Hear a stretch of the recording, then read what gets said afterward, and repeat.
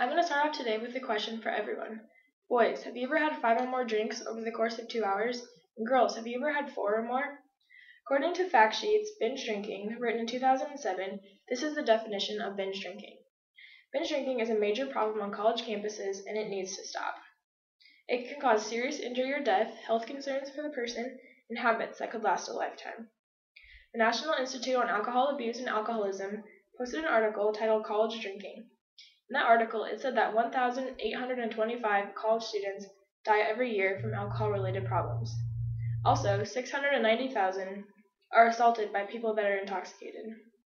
I have been to parties and seen people falling all over the place, not being able to stand up, and throwing up because they have been binge drinking. I even had a girl knock on my door last semester saying, "This is my room," and I kept saying no, but she didn't know because she was belligerently drunk. The purpose of this speech is not to condemn drinking, it is to stop binge drinking because it causes many bad things. My visual aid, it is from the article Party Smarter, and is posted on the Substance Abuse and Mental Health Services website. This states what one drink equals, so 12 ounces of beer, 8 to 9 ounces of malt liquor, 5 ounces of wine, and 1.5 ounces of a shot. Examples of these: example of beer is Bud Light, an example of a malt liquor is Mike's Hard Lemonade, an example of wine is a Chardonnay, an example of a shot is like rum. College students are known for going to parties and having fun on the weekends. This is absolutely fine, but when most students get there, they think they need to take extra shots or chug a few beers to increase their level of fun. But doing this also increases their level of problems that could happen. Possible serious injury or death could occur, and like I said, 1,800 people die every year on college campuses. Tacoma News Tribune in 2013 posted Task Force Reviews Drinking Culture at Washington State University. They had a case where an 18-year-old male student was found unconscious and was rushed to the hospital, diagnosed with alcohol poisoning, and later died. The university is implementing programs for college freshmen to show them the effects of binge drinking in hopes that they won't do it. Spring break is also notorious for binge drinking. Juju Chang had an episode on Nightline News titled Spring Break's Biggest Danger is Binge Drinking. 20-year-old Michigan student was found unconscious, and his friends couldn't revive him, and he later died. Binge drinking can also lead to people thinking that they can drive. Center for Disease Control and Prevention posted an article titled Binge Drinking, a Nationwide Problem in 2012, and it also stated that driving like that can increase the risk of death.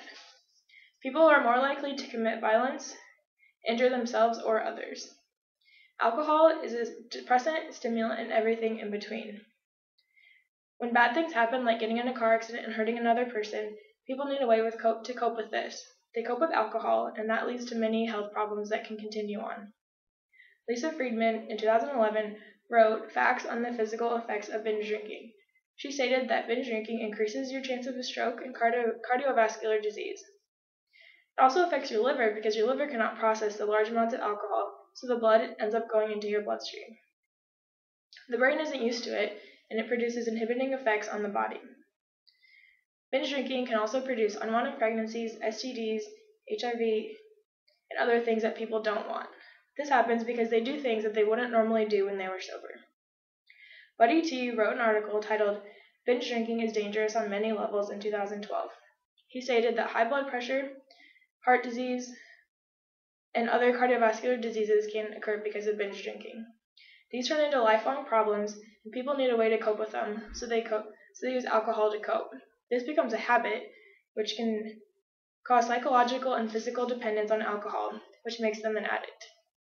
My grandpa was an alcoholic, but he died when I was 2, so I never really got to experience it. I asked my dad about it, and he said that his relationship with his dad was very strained, because whenever he got home from work, he either went straight to get a drink or he went to sleep off the alcohol he had been drinking. Most college students drink Thursday, Friday, and Saturday nights because they feel like their body needs to do it once they get in that routine. When they don't do that one week, their body might feel a sense of emptiness or craving towards alcohol. This can cause habits, which leads to alcoholism. Students that do this tend to skip school, call in for work, and then their school fails and they tend to fail tests and end up failing classes. All About Binge Drinking was written in 2013, and it talked about relationships. It said relationships with people that are binge drinkers will never be the same. They lose relationships with their family and friends, and they can never get them back. They tend to cope with these by continuing to drink, and there's many effects that I will summarize next. As you have seen, adverse effects are a resultant of binge drinking: the risk for serious injury and maybe even death, habits that can last a lifetime, and numerous health concerns. All this could be prevented if adults and students stopped binge drinking. There's nothing wrong with going out and having a few drinks, and there's no need to overdo it and expose yourself to many problems. It takes one person to stop the trend, to pass it on to their family and friends, and move in the right direction. So take the stand and stand up to peer pressure to binge drinking and make a statement to your friends and family.